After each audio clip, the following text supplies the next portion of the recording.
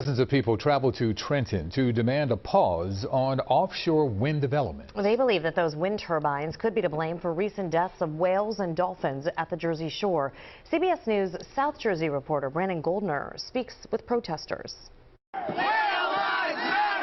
Among the dozens of people who drove to Trenton this morning to protest offshore wind turbines, Christine Powell rode in here with her message painted brightly on her van. I love the beach. I grew up at the beach. I do not want it destroyed. Besides protesting, organizers came to hand deliver a petition to the governor, which they claim has 500,000 signatures of people wanting offshore wind development along the Jersey Shore to stop.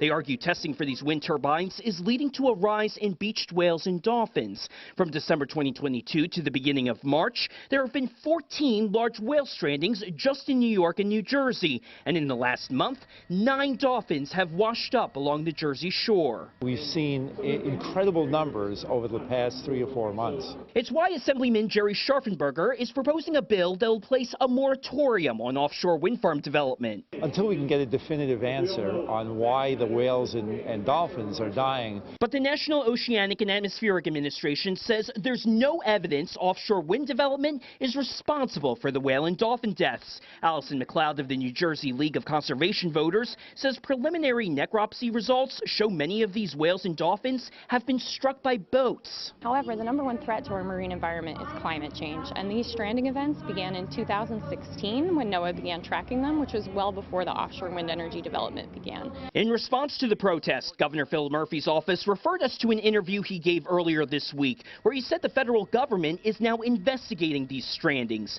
But because NOAA says there's no evidence so far to link these strandings to offshore wind development, he says there's no reason to pause activity. The Marine Mammal Stranding Center says it'll be several more months before they get the final cause of death for all the whales and dolphins that got stranded along the shore. Brandon Goldner, CBS News, Philadelphia.